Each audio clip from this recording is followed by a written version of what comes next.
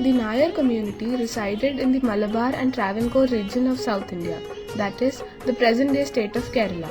They were the landed aristocracy of the region and stayed in large joint families known as Tarawads. In the medieval times, the Nairs were well known for their participation in warfare. As the men were constantly required for the military, they could not become complete householders. Hence, they visited Nair women in their natal homes without entering into a permanent institution of marriage. The upbringing of the children born out of such relations was entirely the responsibility of the women. In the absence of men, women started taking care of the affairs of the household and succession independently. This led to the evolution of a matrilineal system of inheritance.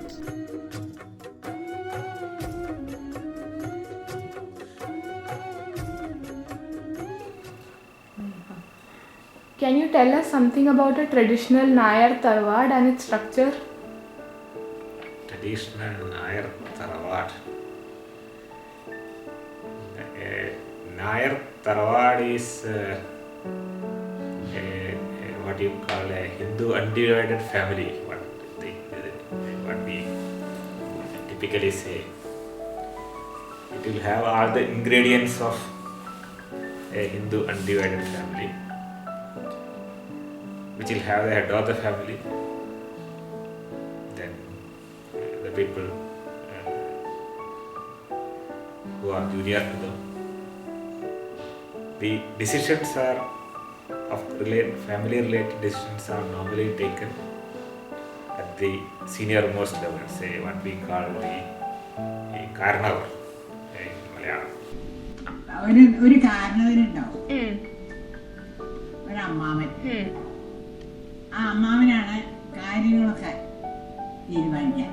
Traditionally, it used to be the maternal uncle used to take care of the house, and the sister and their children, sisters and their children used to live together in the same house. All decisions, major decisions were taken by the brothers of the ladies of the house. And the husbands normally, after marriage, they stay in their own house and they just occasionally pay a visit to their family.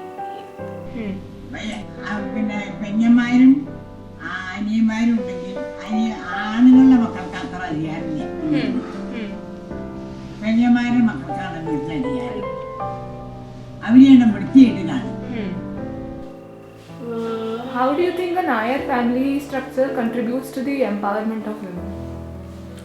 That is where probably the difference between the HUF and the Hindu undivided family of a Nair and that of other places. The difference lies in that. In a Nair family, the family grows through its lineage is through the mother. And that is the main reason why agricultural lands and gold and other properties used to be kept in the name of the women in the house. So even after marriage, they were preferred to stay back at their own house, take care of this with the help of their own brother. And in that sense, a girl child is something which is of very important and necessity in a Hindu Nair family, as important as a male child in other communities, because the family continues through that, and therefore it is essential. There is a very great importance and celebrations when a girl child arrives in the family. So did the women play a role in the decision making of the household? Not much in the decision making, but their decisions and their signatures had some value for the day-to-day affairs. They could not be just put on one side. They had a voice, but not the things were all conducted by the male members, normally the brothers or the maternal uncles. അപ്പൊ പക്ഷെ കാരണവരിനായിട്ടോ കൂടുതൽ അധികാരം അതോ സ്ത്രീകൾക്ക്? അധികാരം കാരണവർ ഇവരൊക്കെ അനുസരിക്കും. പക്ഷെ ഇവരുടെ വിചാരം കാരണവർ ഇവരുടെ ഗുണത്തിന് വേണ്ടിയിട്ടല്ലേ അതൊക്കെ നോക്കി പറയണത്. അപ്പൊ കാരണവരെയും നമ്മളൊരു ദൈവത്തിനെ പോലെ വിചാരിക്കുകയും നേപ്പത്തൊന്നും കുറ്റം പറയും നിർമ്മിക്കൊന്നുമില്ല. കാരണവർക്ക് ഭയങ്കര കാരണവരുടെ അനുജന്മാർക്കൊന്നും ഇപ്പൊ എല്ലാവർക്കും ഒരേ അധികാരല്ലേ. അന്ന് പക്ഷെ കാരണവരെ എല്ലാം ഇവിടെ ഈ വീട്ടിലേക്ക് വേണ്ടിട്ടാ ചെയ്യേ. കാരണവരെ ഭാര്യ മക്കളൊക്കെ അവരെ ഭാര്യ കൊടുക്കണതേ ഉള്ളൂ. കാരണവരുടെ ബുദ്ധിയും അധ്വാനമൊക്കെ ഈ വീട്ടിൽ വേണ്ടിട്ടാ ചെലവാക്കണത്. What is the Marumakkatayam system? Marumakkataya system is a continuation of what I was trying to tell. It is that the family continues through the Marumakkal. Marumakkal is sister's children. So if I have a sister, my family continues through she and her children. Marumakkal. So the lineage is like that. The inheritance in that case, the girl, if one sister, if or a male member, if the sister has some property and suppose the sister has a son or a daughter, the brother tries to marry one of his kids into the daughter's children, the sister's children, so that the sister's property doesn't go to another outsider. It still remains with him, within the family. In the Marumakkataya system, for example, there is the property division also has got a difference. Suppose there is a father, he has got one girl child and one girl and one boy, and the boy has got his family in another Nair house. So they belong to that family. Whether they live here or live there, they are identified as the family of his wife's place. And then he may have some 2-3 children in that, which obviously belong to another family. Then you have this girl child who will be married to some other person, and she will have her children. Say she also has got 3 children.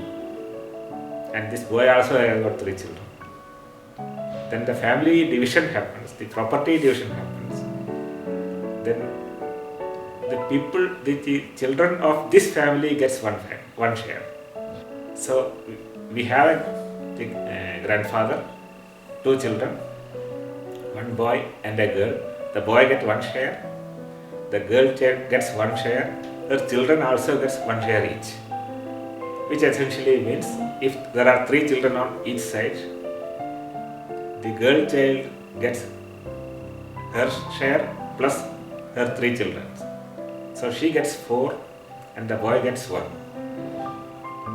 In that sense, the women are more empowered. But this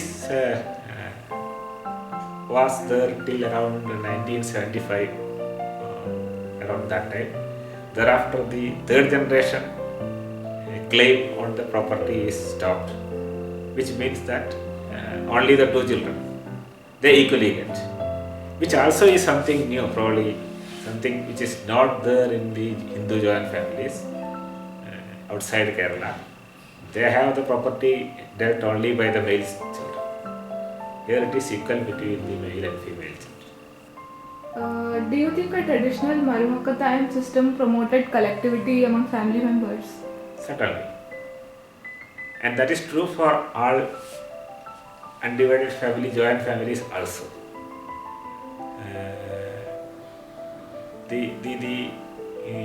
You have a system of sharing when you are in a joint family, when you are in a third. We don't look up to exclusively to our parents for our needs.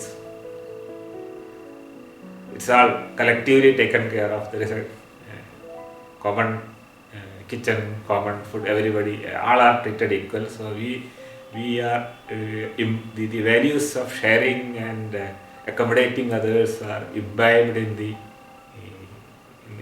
your childhood days when you grow in such an environment. പിന്നെ ഭാഗിക്ക് പോവാന്നൊക്കെ എന്റെയൊക്കെ ഓർമ്മ വന്നതിന്റെ അതിന്റെ പോയി ഭാഗമൊന്നുമില്ല. ഉള്ളവരെ കയ്യിൽ ജനിക്കുക, വളരെ വയ്ക്കുക, അല്ലാണ്ട് നമുക്ക് ഭാഗിച്ച് വേറെ വീട്ടിൽ വീട് കയറ്റാനുള്ള പരിപാടിയേ ഉണ്ടായില്ല ആ കാലത്ത്. വീടുകളും കുറച്ചേലുണ്ടായിരുന്നു. Can you tell us something about Talikettu marriages which took place in earlier times? That was too early, some 2-3 generations before. The kids of a house, the girl children, they'll be as small as 6, 7, 8 years old. അത് പിന്നെ അത് ചെറിയ കുട്ടിക്ക് 1 വയസ്സായ കുട്ടി കൊണ്ടുപോയി ഇത്രേ. എന്നിട്ട് ഒരു 8-5 കുട്ടികളെ കൂടെ ഒന്നിച്ചൊരു ഒരു കുടുംബത്തെ ഒരു കുടുംബത്തിൽ അത് വേറെ പുറത്തുനിന്ന് ചെക്കന്മാരെ തെരഞ്ഞെടുത്തത്. നമ്മുടെ ജാതിയും നമുക്ക് ഇതൊക്കെ അതിനും എന്തോ നക്ഷത്രം കൊണ്ടൊക്കെ നീ ചേരണത്രേ. എന്നിട്ട് 4 ദിവസം ഈ പെൺകുട്ടിയോടെയും ആ കുട്ടിയോടെയൊക്കെ ഈ വീട്ടില് ആ ഏതാ എന്ന് വെച്ചാൽ അവിടെ എത്തിയിട്ട് അത് 4-ാം ദിവസം ഗംഭീര സദ്യയൊക്കെ കഴിച്ച് എന്നിട്ട് ഈ താരി ആ ചെക്കന്മാരെ കൊണ്ട് തന്നെ ആ ചരട് കൂട്ടിപ്പിടിത്തറേ. In good Nair families, they prefer to have this Talikettu function done by a Nambudiri from a high respectable family.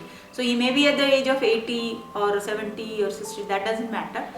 It is just a ritual. He will come and he will tie the tali, the Mangal Sutra, on all these girls in a single day in a temple in a special muhurtam or function. So as such, that function of marrying is over for the girls. But then the other marriage comes after the girl attains puberty or at the age of after 15, 16 and all that. ഈ നമ്പൂരിമാരാ നിയമിച്ചാരി നമ്പൂരിമാരിങ്ങനെ വെച്ചിരിക്കുന്നതിനനുസരിച്ചിട്ട് താര പൊട്ടിക്കണേ അവർക്ക് സമ്മതം. അവർക്ക് പിന്നെ എല്ലാവരും വേടിച്ചുള്ള ഇന്ന നിറച്ച ആളാണ്. അപ്പൊ ഈ ഒരാൾ വേടിച്ചിട്ട് ഒരാൾ 2-3 വേടിച്ചാലും ഈ ഒരച്ഛൻ്റെ മക്കളല്ലേ. അപ്പൊ അവര് വേറെ പോവില്ല, ആ ഇല്ല തന്നെ ആ സ്വത്ത്. അപ്പൊ നമ്പൂതിരിമാരുടെ അതില് ആദ്യത്തെ മകന് മാത്രമേ നമ്പൂതിരിയുടെ കുടുംബത്തിലേക്ക് കല്യാണം കഴിക്കപ്പാടുള്ളൂ. ബാക്കിയുള്ളവരൊക്കെ നായന്മാരെ കല്യാണം. What are the problems being faced due to the disintegration of this system? It's almost similar to what happened to joint family setup, the disintegration of joint family setup that happened. As I told, once you live in such an environment, you learn certain values of sharing and accommodation. Of course, there are some advantages of a unitary system also, where a little more you are able to give more care. But if you look back, I think that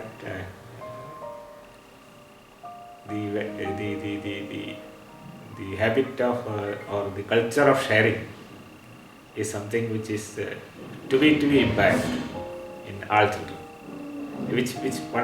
which one learns once he lives in such an environment. ഇപ്പൊ കാലം നല്ലത് ഇപ്പോഴാണ്. ഗുണാണ്. കാരണം മറ്റെന്താ വെച്ചിട്ടുണ്ടോ, ആർക്കും ഒരു ബന്ധുവില്ല, ഒന്നുമില്ല. അവനവൻ്റെ പിന്നെ സ്വത്താവുക ഇതിൻ്റെ ഉള്ളിൽ തന്നെ എല്ലാ കാര്യം. എന്നാൽ ഈ സ്വത്ത് നമുക്ക് വലിയ ക്രൈമിക്കാൻ ചെയ്യാൻ പറ്റുമോ? ഇവിടെ ജനിച്ചു കൊടുണ്ടെന്നില്ലേ, അതിൻ്റെ നമുക്കതിന് അവകാശം ഉണ്ടെന്നേ ഉണ്ട്. നമുക്ക് അതിന് കയ്യിൽ കിട്ടിയിട്ടുണ്ടെങ്കിൽ അത് ആ കയ്യിൽ കിട്ടലും ചെലവാക്കലും ഇറങ്ങിയപ്പോഴാണ് വീടുകൾ പുറത്തൊക്കെ പോലും വീട് കയറ്റലും ആൾക്കാർ സുഖമൊക്കെ ഇപ്പോഴത്തെ കാലമാണ്. സ്വാതന്ത്ര്യം ഇതൊക്കെ പേടിച്ച് ഒതുങ്ങിയും ഉണ്ടാകാത്ത രീതിയിലല്ലേ. Do you think the position of women has also changed because of the disintegration of the system?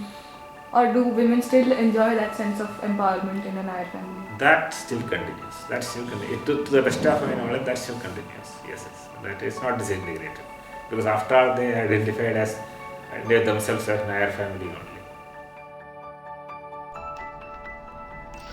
Though the Marumakkatayam system had been functioning beneficially for several centuries, it had started creating several problems.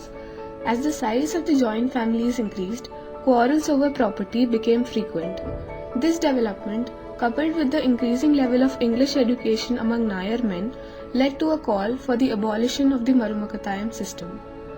Several legislations were enacted between 1896 and 1925, which brought about major changes in the system of marriage and inheritance by introducing registration of marriages, maintenance for wives, partitioning of common property, transfer of self-acquired property to one's wife and children, etc.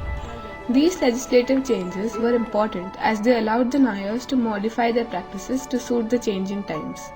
Enterprising Nair men could now alienate their shares of common property and make use of it for commercial purposes. Such partitioning of property also resolved several family disputes across the region, and thus a unique system of matrilineal inheritance came to an end.